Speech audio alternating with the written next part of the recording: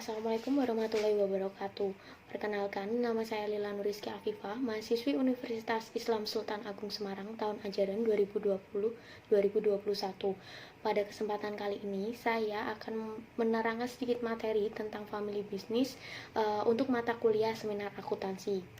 Untuk yang pertama, pengertian family business yaitu merupakan salah satu bentuk bisnis keluarga yang melibatkan sebagian anggota keluarga di dalam kepemilikan atau operasi bisnisnya.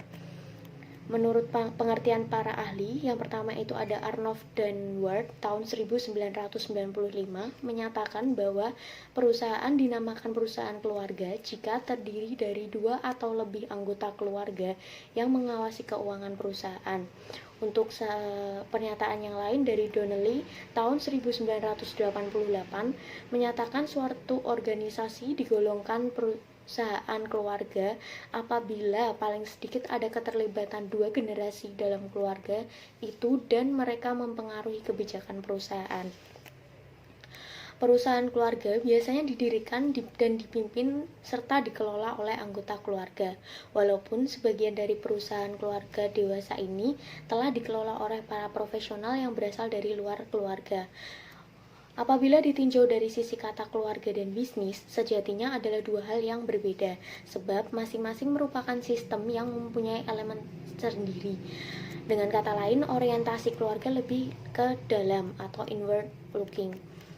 Keluarga sendiri sebagai sistem lebih bersifat emosional karena disatukan oleh ikatan mendalam yang mempengaruhi dalam berbisnis. Di antaranya adalah keluarga yang sangat menjunjung tinggi loyalitas dan nurturing atau pemeliharaan usahanya. Selain itu, keluarga juga cenderung konservatif dalam serta meminimalisir perubahan untuk menjaga agar mereka tetap utuh. Sementara itu, bisnis berbasiskan pekerjaan yang berorientasi pasar dan mengambil peluang dari setiap perubahan sekecil apapun. Bentuk dari family business yaitu yang pertama ada family owned business atau FOB. Pada bentuk ini, keluarga hanya sebagai shareholder. Pengelolaan perusahaan diserahkan kepada eksekutif profesional dari luar lingkungan keluarga dan saudara yang tidak ikut mengendalikan perusahaan. Yang kedua ada family business.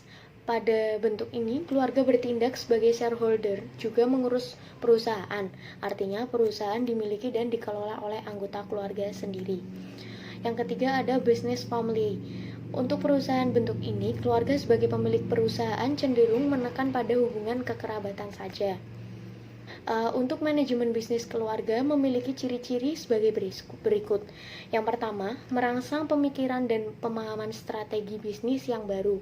Yang kedua itu, merekrut dan mempertahankan manajer non-keluarga yang baik. Yang ketiga, menciptakan organisasi yang fleksibel dan inovatif.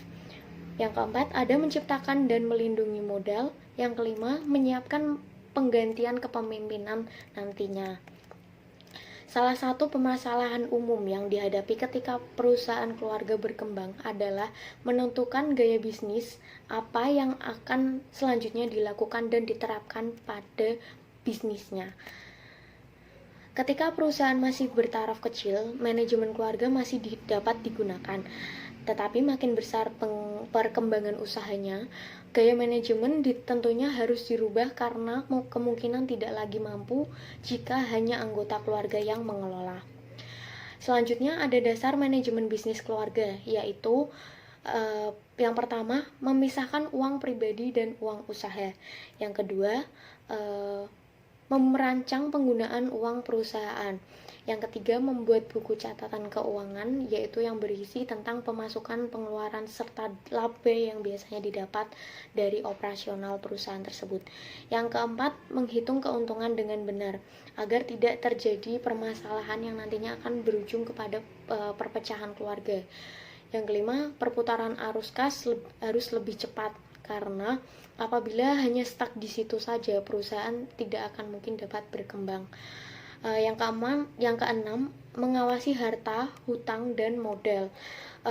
Untuk hal ini, harta, hutang, dan modal itu memang harus diawasi secara ketat karena menghindari untuk sifat manusia yang negatif sewaktu-waktu, walaupun itu mereka memiliki ikatan keluarga. Yang ketujuh, menyisihkan keuntungan untuk perkembangan usaha yang selanjutnya. Hal ini sangat penting karena faktor ini merupakan